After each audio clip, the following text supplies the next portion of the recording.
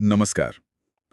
आज हम गेल India limited पर थोड़ी गहराई से नजर डालेंगे।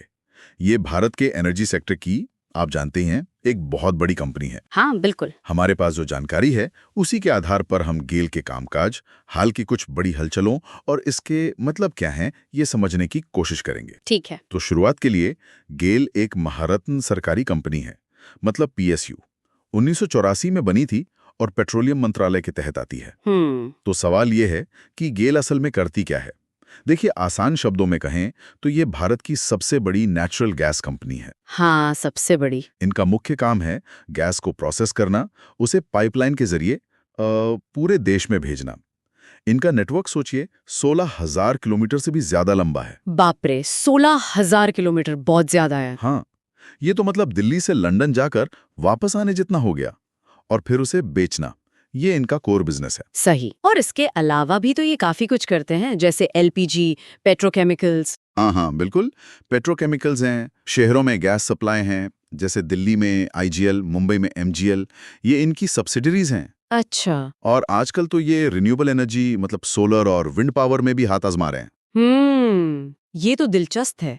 लेकिन जो इनका पाइपलाइन नेटवर्क है, वो वाकई कमाल का है। ये सिर्फ एक पाइपलाइन नहीं, ये भारत के एनर्जी सिस्टम की रीढ़ की हड्डी है, कह सकते हैं। सही कहा। गैस को एक जगह से दूसरी जगह पहुंचाने का यही तो मेन जरिया है। बिल्कुल। और एक बात और, इनका जो बिजनेस मॉडल है ना, वो काफी बैलेंस्ड है। मतलब पाइपलाइन से तो एक तय आमदनी आती रहती है। हाँ, रेगुलेटेड रिटर्न जिसे कहते हैं। हाँ, वही। और साथ ही ये मार्केट के हिसाब से गैस की ट्रेडिंग भी करते हैं, तो इससे कंपनी में एक स्थिरता बनी रहती है। सही बात है। और इसी नेटवर्क को और बढ़ाने के लिए इनका एक बहुत बड़ा प्रोजेक्ट चल रहा है, जगदीशपुर हल्दिया बोकारो धामरा पाइपलाइन। हाँ, ऊर्जा गंगा प्रोजेक्ट, काफी सुना है इसके बारे में। हाँ, वही ऊर्जा गंगा। ये पूर्वी और उत्तर पूर्वी भारत को नेशनल गैस ग्रिड से जोड़ने का एक बहुत बहुत बड़ा कदम है। अच्छा, तो कितना काम हो गया इस पर? काम काफी तेजी से चल रहा है। कुल पाइपलाइन करीब 3,300 किलोमीटर से ज्यादा है। उसमें से लगभग 98% बिक चुकी है। अरे वाह, मतलब लगभग पूरी होने वाली है। हाँ, और करीब 97% पर तो कमर्शियल सप्लाई भी शुरू हो रही है। इससे सोचिए, कई खाद कारखाने, बरौनी, पारादीप जैसी रिफाइनरियां, इंडस्ट्रीज और करीब 32 शहर। 32 शहर? हाँ, जैसे वाराणसी, पटना, रांची, जमशेदपुर, भुवनेश्वर, कटक, कोलकाता, इन सबको सीधा फायदा मिल रहा है। ये तो बहुत अच्छी खबर है। पूरा कब तक होने की उम्मीद है? उम्मीद तो यही है कि दिसंबर 2025 तक ये प्रोजेक्ट पूरा हो जाएगा। देखिए, ये प्रोजेक्ट सीधे सीधे भारत सरकार के उस बड़े लक्ष्य से जुड़ा है ना, कि 2030 तक एनर्जी मिक्स में नेचुरल गैस का हिस्सा 6% से बढ़ाकर 15% करना है। बिल्कुल। और सरकार इसके लिए भारी निवेश भी कर रही है, करीब 67 अरब डॉलर गैस इंफ्रास्ट्रक्चर पर। हाँ, और जाहिर है, गेल इस सब के बिल्कुल सेंटर में है। लेकिन ये भी सच है कि इतने बड़े प्रोजेक्ट्स को टाइम पर पूरा करना, जमीन पर उतारना, हमेशा एक चुनौती तो रहती ही है। हाँ, वो तो है। खैर, इंफ्रास्ट्रक्चर के साथ साथ गैस की सप्लाई पक्की करना भी तो जरूरी है। बिल्कुल। बिना गैस के पाइपलाइन किस काम की? सही। और इसी सिलसिले में गेल ने हाल में कुछ बड़े सौदे किए हैं, खासकर एलएनजी इंपोर्ट को लेकर। 14 जुलाई 2025 को उन्होंने विटोल एशिया के साथ एक बड़ी डील साइन की है। विटोल? ये तो दुनिया की बड़ी एनर्जी ट्रेडिंग कंपनियों में से। हाँ, वही। ये 10 साल का लंबा समझौता है। 2026 से सप्लाई शुरू होगी और हर साल 1 million metric ton LNG Bharat आएगी। एमएमटीपीए जिसे कहते हैं। 1 MMTPA 10 साल के लिए? ये तो काफी बड़ा सौदा है। और डिलीवरी कहाँ होगी? ये भारत के पश्चिमी तट पर डिलीवर होगी। अच्छा, देखिए, इस डील का महत्व समझना जरूरी है। भारत अपनी जरूरत की करीब आधी गैस, मतलब 50% गैस, बाहर से मंगाता है। हाँ, काफी ज्यादा निर्भरता है आयात पर। बिल्कुल। तो ये जो लंबा सौदा है, ये न सिर्फ सप्लाई की गारंटी देता है, बल्कि जो दुनिया भर में गैस की कीमतों में भारी उतार चढ़ाव होता है, उससे भी कुछ हद तक बचाता है। और इससे गेल के सप्लायर्स की लिस्ट भी बढ़ती है। मतलब अमेरिका, कतर, रूस, ऑस्ट्रेलिया तो थे ही, अब विटोल भी जुड़ गया।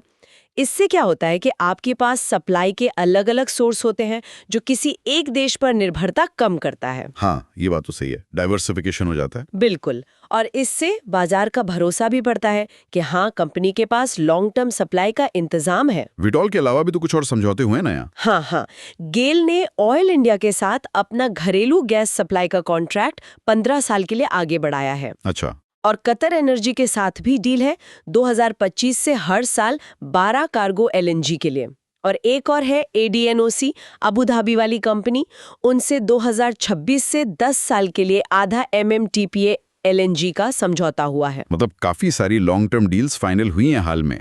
हाँ, और अगर फाइनेंशियल नजरिए से देखें तो इन सौदों से कंपनी के अगले 5-10 साल की कमाई का अंदाजा लगाना आसान हो जाता है, जिसे अर्निंग्स विजिबिलिटी कहते हैं। हाँ, निवेशकों के लिए ये जानना जरूरी होता है। बिल्कुल, इससे इन्वेस्टर्स को लगता है कि हाँ, कंपनी का भविष्य थोड़ा साफ दिख रहा है। ये सब कंपनी की वित्तीय सेहत के लिए अच्छे संकेत हैं। चलिए अब जरा कंपनी के फाइनेंशियल्स पर एक नजर डाल लेते हैं। गेल का मार्केट कैप अभी 1.2 लाख करोड़ से ज्यादा है। काफी बड़ा है। शेयर का भाव आजकल 183 या 185 रुपए के आसपास चल रहा है और पी रेशो करीब 11 का है। हाँ, ये पी रेशो जो 11 का है, इसे सेक्टर की बाकी कंपनियों के मुकाबले थोड़ा कम माना जाता है। तो इसका क्या मतलब निकालें? देखिए, इसके दो मतलब हो सकते हैं। या तो बाजार को लगता है कि शेयर अभी अपनी कमाई की क्षमता के हिसाब से सस्ता है, मतलब अंडरवैल्यूड है। अच्छा। या फिर हो सकता है कि भविष्य की ग्रोथ को लेकर कुछ सवाल हों, कुछ चिंताएं हों, लेकिन कंपनी पर कर्ज ज्यादा नहीं है और लगातार मुनाफा कमा रही है। और डिविडेंड भी तो देती है। हाँ, डिविडेंड यील्ड भी लगभग 3.5% से 4% के बीच है, जो डिविडेंड निवेशकों को पसंद आ सकता है। ये जो विटॉल वाली डील हुई, उसके बाद एनालिस्ट लोग क्या कह रहे हैं? कुछ बदला है उनका नजरिया? हाँ, इस डील के बाद कई एनालिस्ट गेल की लॉन्ग टर्म ग्रोथ को लेकर और ज्यादा भरोसे में दिख रहे हैं। अच्छा। ज्यादातर एनालिस्ट का मानना है कि अगले 12 महीनों में शेयर 215 से 222 तक जा सकता है। यानी मौजूदा लेवल से करीब 17-20% ऊपर। हाँ, लगभग उतना। और कुछ लंबे समय के अनुमान तो ये भी कह रहे हैं कि 2030 तक स्टॉक 300 के पार भी जा सकता है, मतलब आज से करीब 65% ज्यादा। लेकिन ये तो खैर सिर्फ जानकारों की राय है, कोई निवेश की सलाह नहीं। बिल्कुल, ये ध्यान रखना बहुत जरूरी है। ये सिर्फ अनुमान है। तो कुल मिलाकर अगर हम देखें तो गेल जो है वो भारत की गैस सप्लाई चेन की एक बहुत ही अहम कड़ी है। हाँ, पूरी वैल्यू चेन में इनकी मौजूदगी है। और आर्थिक रूप से मजबूत है, सरकार का सपोर्ट है, डिविडेंड भी देती है और भारत के एनर्जी भविष्य के लिए बहुत जरूरी है। सही कहा। और जो हाल में LNG सौदे हुए हैं, खासकर विटोल वाला, वो लंबे अवधि की सप्लाई सिक्योरिटी को मजबूत करते हैं। और ऊर्जा गंगा जैसे प्रोजेक्ट्स भारत को अपने क्लीन एनर्जी लक्ष्यों तक पहुंचने में मदद कर रहे हैं। इन्हीं सब वजहों से जानकार भी कंपनी की लंबी अवधि की संभावनाओं को लेकर पॉजिटिव दिख रहे हैं। बिल्कुल। तो जैसा हमने देखा, गेल भारत की ऊर्जा सुरक्षा और जो एनर्जी ट्रांजिशन हो रहा है उसमें एक महत्वपूर्ण भूमिका निभा रही है। ये सारी चर्चा हमें मिले स्रोतों पर आधारित थी। हाँ जी। अंत में एक सवाल जरूर सोचने के लिए छोड़ जाते हैं। जैसे जैसे भारत गैस पर अपनी निर्भरता बढ़ा रहा है, तो गेल जैसी कंपनियां एक तरफ तो दुनिया के गैस बाजार की अनिश्चितताएं हैं और दूसरी तरफ देश में रिन्यूएबल एनर्जी पर बढ़ता जोर। इन दोनों के बीच संतुलन कैसे बनाएंगी, ये देखना दिलचस्प होगा। हाँ, ये एक बड़ा सवाल है आगे के लिए।